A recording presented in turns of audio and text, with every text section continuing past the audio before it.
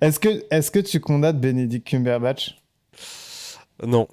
Je te sens pas sincère. Je te sens pas sincère. Je suis en train de réfléchir dans tous les films que je l'ai vu jouer et je suis en train de me demander est-ce que je l'ai déjà vu jouer mal? Mais tu l'as déjà vu jouer le mal. 5K. Oh, oh. T'es mort? Ouais, man. L'imprévu, qu'est-ce que ça veut dire? Dis-lui, mon ami. Il n'est pas question de le laisser s'approprier ton pouvoir. C'est ce que je viens de lui dire.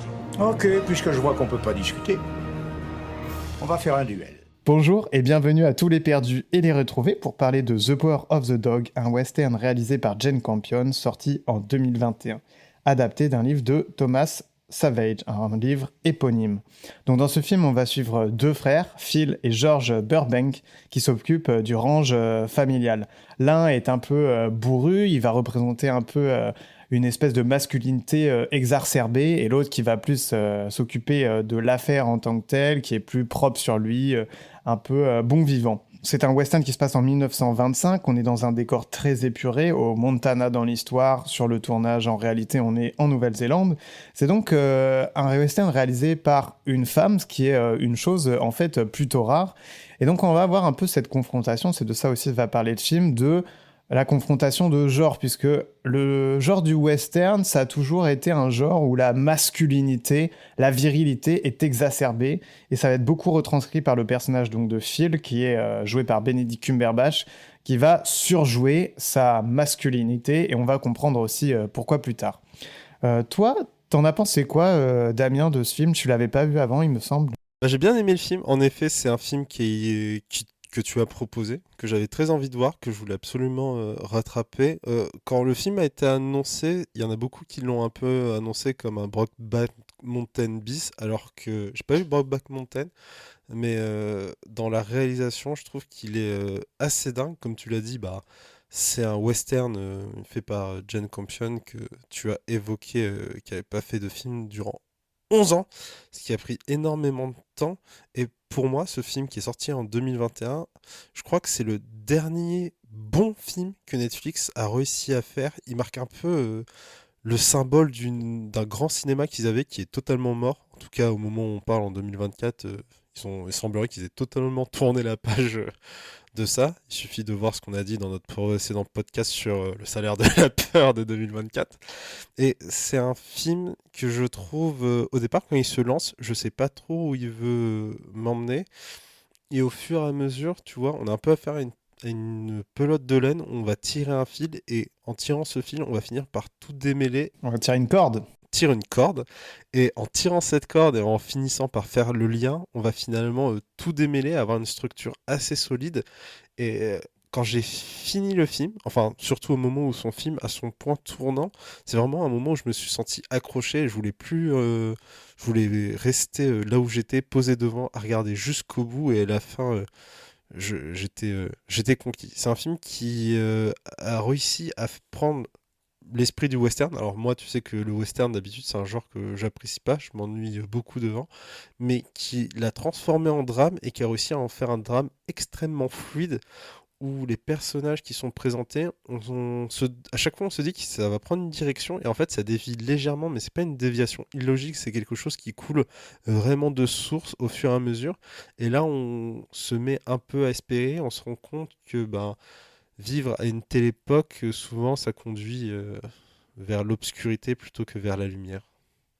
Pour expliquer un peu plus l'histoire, donc on va suivre les deux frères qui vont rencontrer deux autres personnages qui vont être très importants. Un personnage joué par Kristen Dunst, qui va entre guillemets être introduite dans leur ranch puisqu'elle va épouser le personnage du frère de George Banks qui est joué par Gist Plemons. D'ailleurs, ils sont mariés dans la vraie vie, il me semble aussi. Et aussi du fils de Kristen Dunst qui est joué par Cody Smith McPhee, que je connais pas. Et en fait, qui n'est pas tout à fait son fils, mais son fils adoptif, il me semble. Et donc, il va y avoir tous ces personnages-là qui vont interagir, et notamment, eh ben, Phil, le personnage joué par Benedict, va pas trop apprécier, en fait, le personnage de Kristen Dunst, il va la prendre comme une opportuniste, parce qu'ils ont un ranch, mais ça reste quand même des gens qui ont une grosse fortune, et donc il va penser qu'elle vient pour la fortune. Et lui, dans toute sa toxicité masculine, va un peu la harceler, en fait, parce que c'est littéralement ça. Et il va aussi, d'ailleurs, c'est introduit dès le début du film, avoir des propos assez violents envers son fils qui fait des fleurs en papier. Il va le traiter d'homme efféminé, en fait, etc. Il va reprêcher la féminisation de son fils. En fait, la rencontre entre les personnages elle est très intéressante parce qu'elle se passe dans le restaurant des Gordon où tu as la mère du coup Rose qui est jouée par Kristen Dunst qui fait à manger et le fils qui s'appelle Peter dans le film qui est là pour faire un peu le service et les deux s'entraident. Et la scène c'est que Bénédicte débarque avec son gang dans le restaurant à côté d'une table réservée où les gens sont élégants et font la fête et lui il est un peu en train de tirer la gueule et tout parce qu'il voulait manger autre part. Il voulait pas venir manger tout de suite, il voulait continuer à boire. Et il voit sur la nappe poser des origamis en fleurs et il fait ah mais qui est la séduisante jeune femme qui a fait ça. Et là t'as Peter le fils qui débarque en disant ah bah c'est moi. Et de ce Phil qui est charmé et qui s'attendait à pouvoir draguer une serveuse, il se retrouve avec ce jeune homme qui va en effet descendre. On verra derrière pourquoi il le fait. C'est plus une réaction de peur par rapport à ce qu'il évoque que vraiment une certaine haine. Et c'est le premier contact qu'on a entre les deux groupes. C'est le tout début du film. Et après ça, t'as George, donc le frère, qui va aller s'excuser à Rose. Et tous les deux vont commencer à entamer une relation. Et au début de la relation, on est très content parce qu'on voit que Rose ressort, elle sourit. On sent qu'elle prend plaisir, ce qui va donner lieu à un mariage qui va être fait dans le dos de son frère. Et tu sens que Phil, il est très proche de son frère, mais que George, il essaye de mettre de la distance, ce qui est un peu bizarre parce qu'on sait pas trop. Et ça se voit que Phil, il ressent la présence de Rose comme quelqu'un qui prend son frère, alors que lui, il voulait le garder pour lui. T'as une scène qui marche très bien où tu vois que ils dorment tous les deux dans la même chambre, dans deux lits séparés, mais qu'il a du mal à dormir sans la présence de son frère. Et derrière, il va commencer, comme tu le dis, à empoisonner la vie de Rose, mais il l'empoisonne de manière très bizarre. Par exemple, tu as un moment où elle doit apprendre à jouer au piano et lui, il est dans sa chambre et il joue d'un autre instrument et pour la narguer avec son instrument, il en joue mieux qu'elle. Et le mari, George, il va pas vraiment aider à la situation parce que c'est un peu George qui met la pression sur sa femme et sa femme lui dit pas trop non, j'ai pas envie de faire ça. Elle lui dit ah mais tu sais, j'ai pas joué depuis longtemps jusqu'à se retrouve dos au mur dans une situation qui est gênante et à la fois très triste. Et c'est bizarre parce que tu sens à ce moment-là que le lien se fissure mais que la fissure n'est jamais consommée. À la place, c'est de l'alcool que Rose va commencer à consommer. Ouais, parce que aussi le mari est très absent en fait dans on va dire la deuxième moitié parce qu'il est occupé et ça va être moins un personnage central. Parce que le film se découvre vraiment en oignon, on va découvrir les personnages et des choses qui vont expliquer un peu ce qu'on pensait d'eux ou venir recouvrir ce qu'on pensait d'eux. Et oui, il y a cette scène où elle doit jouer du piano devant les parents, enfin ses beaux-parents, plus le gouverneur. Donc c'est vraiment de la violence symbolique énorme où elle, c'est une prolo et c'est comme elle doit prouver qu'elle s'intègre bien. Et en fait, elle n'y arrive pas du tout. Et c'est une violence énorme qui est renforcée aussi par la présence la présence de Phil aussi qui la nargue de ne pas avoir joué, quoi. Phil qui aussi indirectement est mis sur le même niveau que Rose parce que George lui demande s'il vient de se doucher parce qu'il y aura le gouverneur et Phil il prend ça personnellement en disant mais mon travail c'est de bosser avec les bêtes, je veux dire c'est normal que je pue et George il est en mode oui mais faut qu'on soit bien présentable quand même pour le gouverneur. Mais le gouverneur comprend et dit ça c'est de la bonne tu sais c'est de la bonne terre. Il dit alors que il y a comme ici il y avait la mauvaise et la bonne et la mauvaise saleté. La bonne et la mauvaise terre, ouais, c'est ça.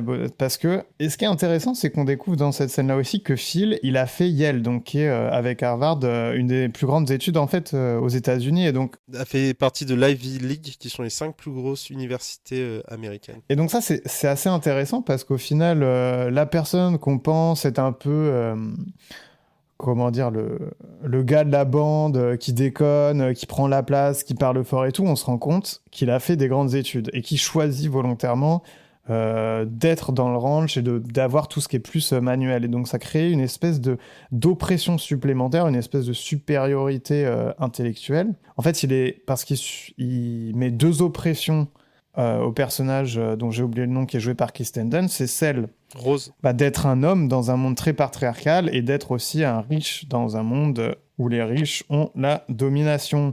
on va se rendre compte au fur et à mesure pourquoi en fait il utilise un peu ces deux oppressions-là, parce que c'est lui-même en fait un opprimé. Parce qu'il est opprimé de sa sexualité dans un monde qui n'accepte pas certaines choses. Je sais pas si on peut spoiler à ce niveau-là ou pas. Je pense qu'on peut quand même expliquer. C'est un film récent, donc on va éviter de trop spoiler, mais on peut mettre en avant en effet son homosexualité, d'où le fait que avant, je parlais d'un Brokeback Mountain autre.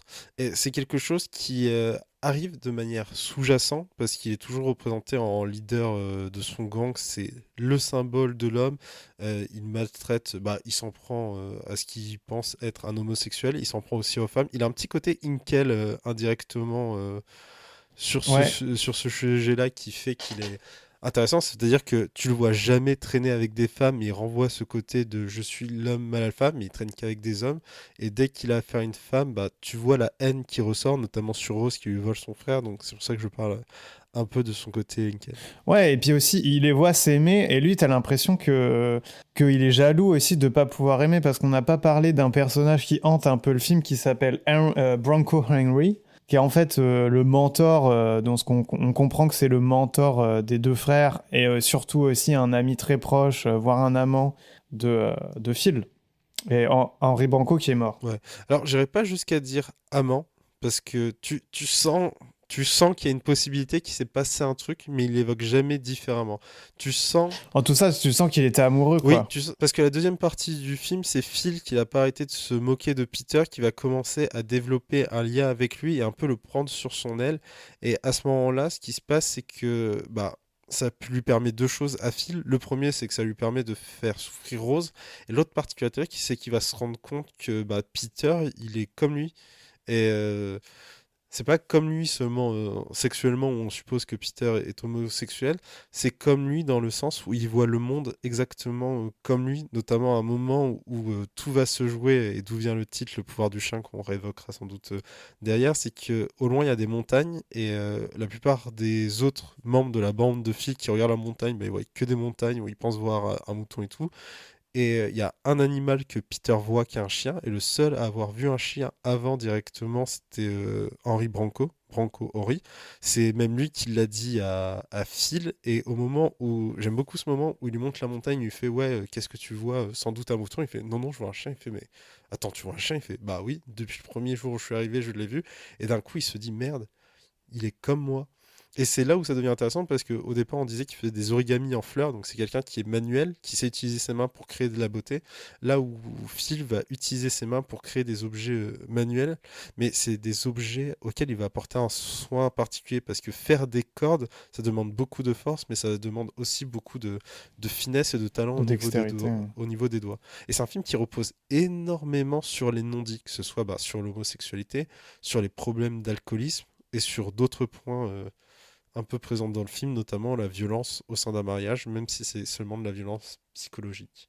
Ouais, tout est très subtil en fait, et je trouve que c'est un truc qu'on retrouve souvent, c'est Jane Campion, et qui a beaucoup dans la leçon de piano, c'est que dans l'image, hormis peut-être, en fait, subtil dans le sens où c'est pas dit par les personnages, mais c'est montré, ce qui n'est pas subtil en revanche, mais c'est clairement fait exprès, c'est toutes les références sexuelles, notamment la première scène où on va comprendre qu'il a quelque chose envers Henri Branco, c'est quand il entend le couple donc de mariés faire l'amour, il va chercher une selle qui appartenait à Henri Branco, et il y a toute une scène un peu sensuelle entre guillemets où il va toucher la selle comme ça et tout, et il va la frotter, et on comprend clairement que c'est une métaphore de la masturbation qui arrive de plus en plus dans le film jusqu'à ce que ce ne soit plus une métaphore mais qu'on le voit se masturber, mais il y a toujours plein d'images phalliques et des regards, et ça joue beaucoup entre les regards, donc si on loupe un regard ça peut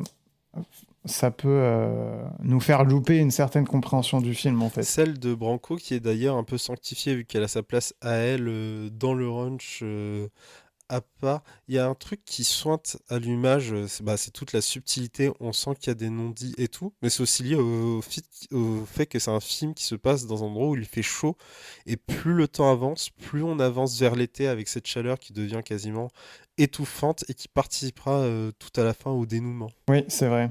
Je parle de l'image parce que le film a eu beaucoup de récompenses.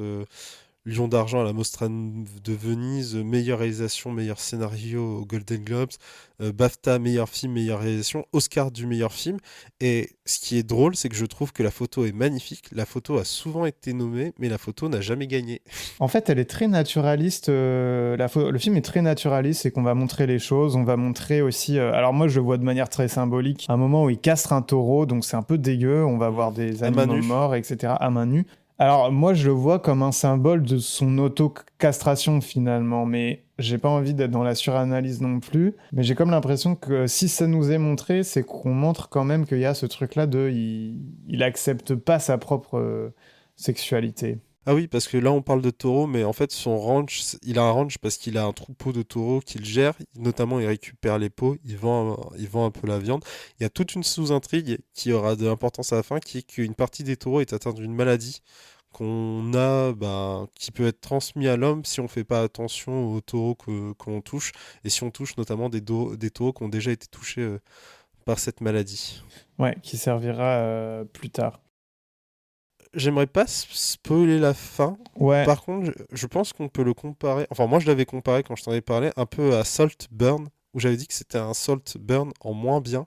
en moins Parce que bien. la façon. En moins bien. Je trouve que.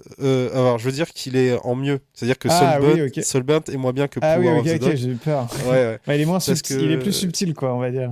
Ouais, parce que comme tu l'as dit, vu qu'on a une caméra très naturaliste, ressent les non-dits et en fait, on voit pas forcément les symboliques là où elles sont et c'est au fur et à mesure qu'on commence à comprendre les différents symboles qui apparaissent. Mais c'est pas des symboles qui sont mis pour nous dire, eh regardez, c'est une symbolique. C'est surtout que tu vois la vie de tous les jours des gens et au milieu de cette vie, tu as des éléments qui ressortent et qui te font penser à ça. C'est ça, et puis c'est symbolique aussi dans le sens où vu que tu as des informations, le fait de le revoir plusieurs fois, c'est intéressant parce que vu que tu as des informations sur les personnages, tu vois comment ils sont construits et en fait pourquoi ils font ce qu'ils font. Et c'est ça aussi que je trouve assez intéressant, c'est que tous les personnages deviennent d'une certaine manière détestables et attendrissants parce que Phil, ça a beau être un mec hyper toxique, bah on finit par avoir un peu de tendresse si tu comprends qu'il est pas non plus 100%, c'est pas 100% un salaud au fond de lui, quoi. Il fait des oppressions parce qu'il en subit lui-même et qu'il peut pas être lui-même dans ce microcosme-là, quoi. C'est vrai qu'au fur et à mesure du film, les rôles vont être un peu inversés. C'est-à-dire qu'au départ, on prend plaisir à voir Rose et George à débuter une relation parce que tu voyais qu'ils étaient pas trop. Ils étaient tristes dans la situation dans laquelle ils étaient. Et au final, c'est le fils de Rose et le frère de George qui vont commencer à avoir une relation un peu plus saine. Alors, c'est une relation euh, tendue, mais pas tendue dans le sens tension conflictuelle, plus dans le sens presque tension Il y a sexuelle. des tensions érotiques de Carrément ouf, mais le tension moment où il fait sexuelle. la corde et c'est filmé très très proche, ouais, il y a vraiment beaucoup Surtout de qu'il fait la corde close-up pour où lui. c'est filmé, ouais, et tu sais, tu vois sa corde qui est bien regardée par l'autre et que tu vois, il fait des mouvements de hanche, etc.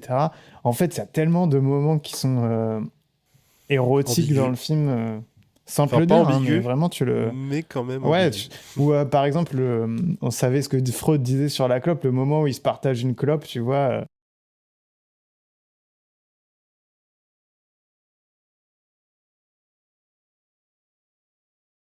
Ouais.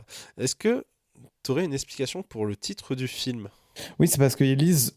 Bah déjà, il y a l'image du chien, et aussi c'est parce que le film termine par un psaume, du coup, de David, qui est Délivre mon âme de l'épée et mon être aimé du pouvoir du chien.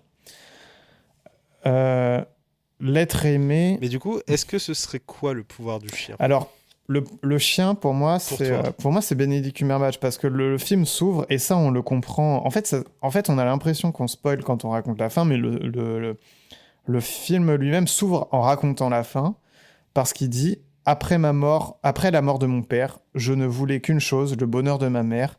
Quel homme ferais-je si je n'aidais pas ma mère? C'est la voix off du début.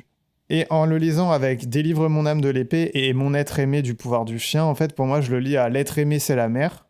Et le pouvoir du chien, donc délivré, c'est Benedict Cumberbatch, puisque lui, il harcèle, entre guillemets, sa mère, et donc c'est lui qui exerce ce pouvoir-là, quoi. Alors, moi, j'avais pris le pouvoir du chien un peu littéralement, qui est que le chien, c'est un animal qui est proche de l'homme, qui vit avec l'homme, qui est chez l'homme, mais qui n'est pas pour autant un homme.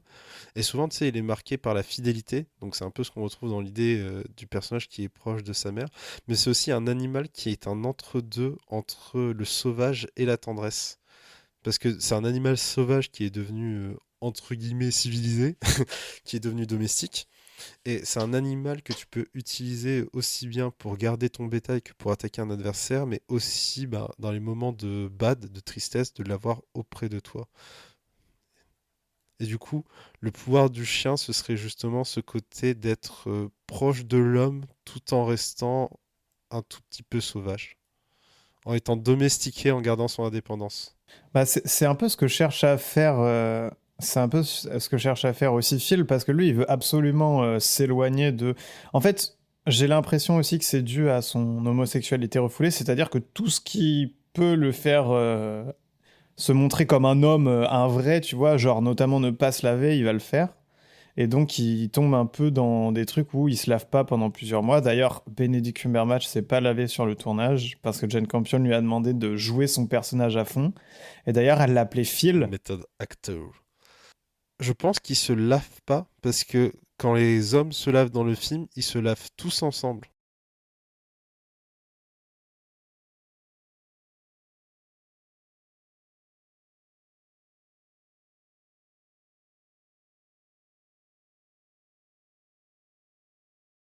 C'est vrai qu'il se cache, mais tu sais, tu le vois se laver, quand même se décrasser à des moments, mais c'est vrai qu'il y a des fois, t'as l'impression que c'est presque un choix de rebelle un peu. Alors que au dernier moment, on le voit, c'est juste à la toute fin où on le voit finalement habillé en costard. Mais justement, tu sais, juste avant la scène de masturbation, c'est justement, il va au bord du lac, il y a tout le monde qui est en train de se baigner, lui, il les rejoint pas, et justement, il va dans son coin, il fait ses toilettes, et c'est là où il se masturbe.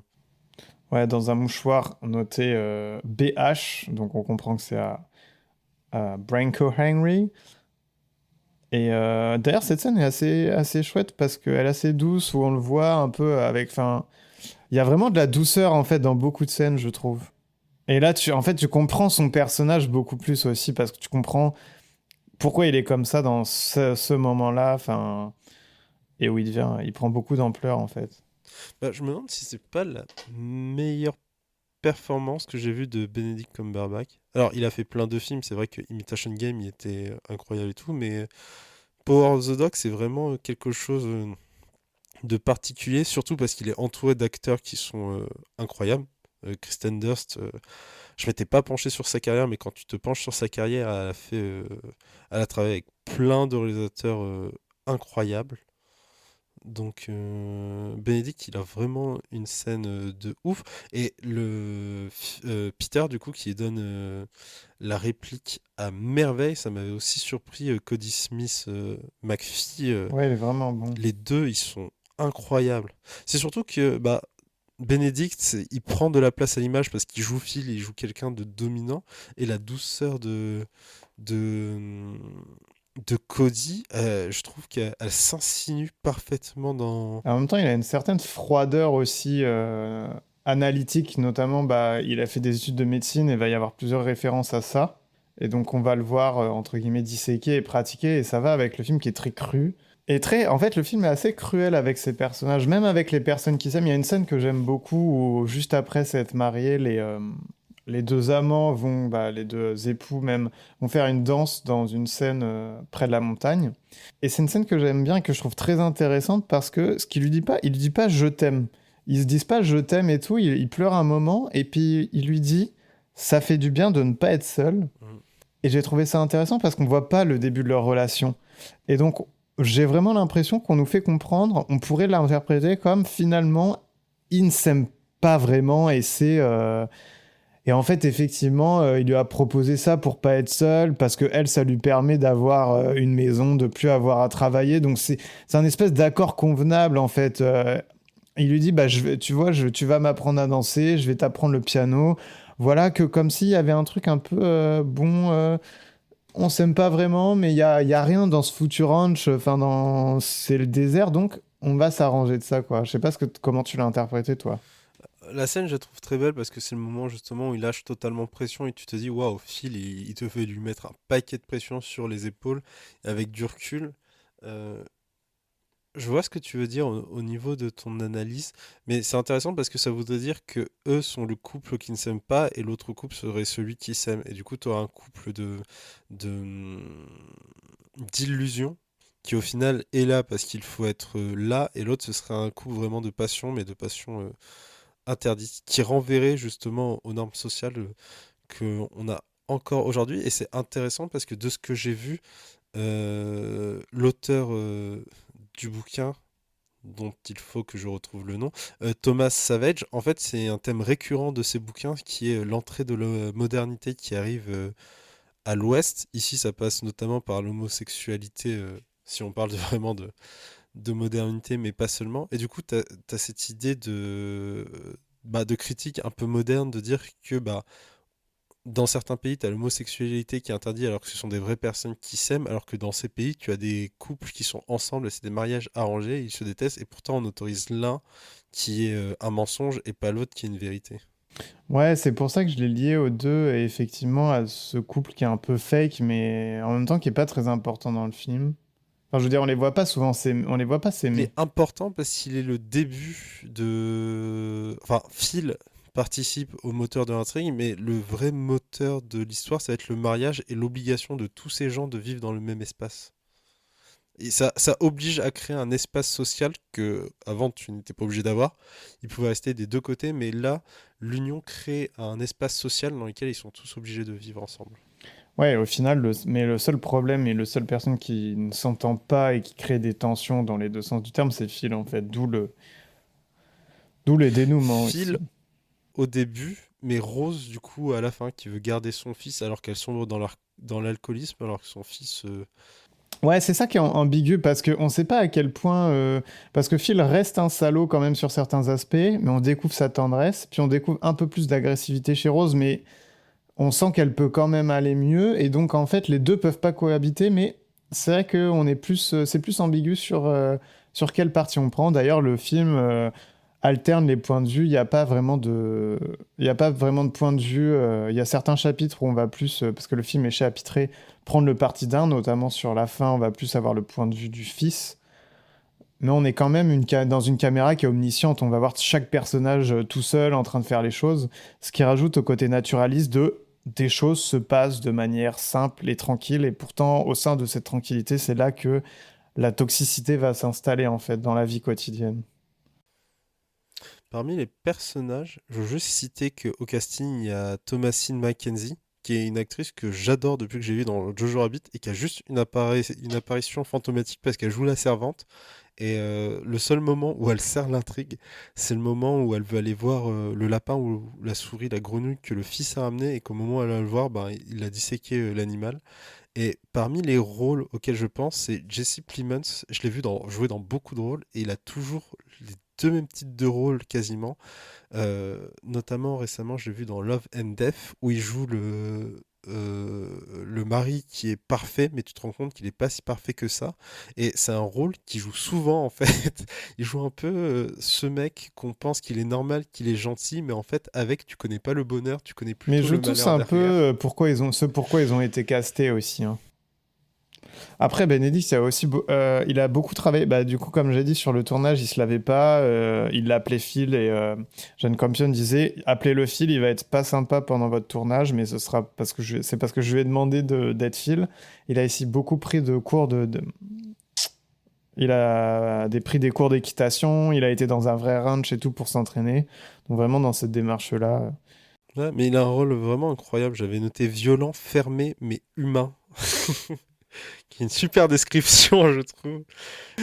Mais oui, mais c'est pareil, pour Rose, j'avais mis rôle de femme forte qui sombre dans une psychose et l'alcoolisme à cause de son mariage. Et le fils, j'avais seulement écrit subtilement puissant. Et justement, le fait d'évoquer le fils, ça me permet d'évoquer la fin, qui est... Alors, je veux pas trop spoiler, même si on a déjà donné des détails de la fin, parce que c'est un film qui mérite d'être découvert, et je trouve que la fin participe quand même à la puissance, parce que la fin est légèrement abrupte.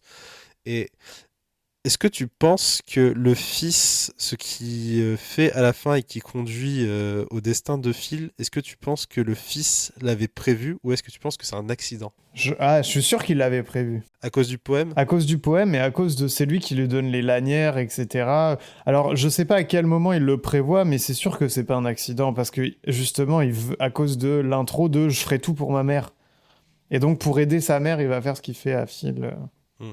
Mais après, le problème de sa mère en soi, c'est est-ce que, quand on arrive dans la dernière partie du film, est-ce que le problème c'est Phil ou est-ce que le problème c'est l'absence de George? Moi, c'est sûr que c'est Phil. À ce moment-là du film, on a acquis que c'était Phil le problème et que c'est lui qui est énervé et tout. Et c'est ce que pense aussi Peter. Même si on découvre de la vraie tendresse pour Phil. Le dernier élément que je rajouterais, sauf si tu veux vraiment le mettre pour la toute fin, c'est que Kristen Dunst et Jesse Plemons, on peut les revoir cette semaine au cinéma. Enfin, cette semaine, peut-être pas au moment où le podcast sortira, on verra. Mais ils sont tous les deux à l'affiche de Civil War d'Alex Garland, que j'attends énormément et que j'ai hâte de pouvoir retrouver ces deux acteurs, même si dans la bande-annonce, on peut voir qu'ils sont pas dans le même camp, mais j'ai hâte de les revoir en face à face. C'est très drôle de passer de couple marié à finalement journaliste face à un militaire. Moi, je voulais juste dire un mot sur la musique aussi, que j'aime beaucoup et qui a une importance scénaristique à un moment, qui a été composée par Johnny Greenwood. J'aime bien la musique, parce qu'il y a un côté très lancinant, très répétitif, ce qui augmente la tension et ce truc de blocage, en fait, dans cette espèce d'endroit où il n'y a rien du tout. Parce que moi, je trouvais l'ambiance musicale étrange avec un petit côté. Alors, j'ai pas réussi à mettre un mot dessus, mais je trouvais instable. Mais je crois que lancinant, c'est le bon terme. Parce que la musique avait des moments où tu avais l'impression que tu avais des notes qui t'emmenaient vers éventuellement la liberté ou vers autre chose, mais ça restait prisonnier. Un peu comme un oiseau qui n'arrive pas à s'envoler d'une cage.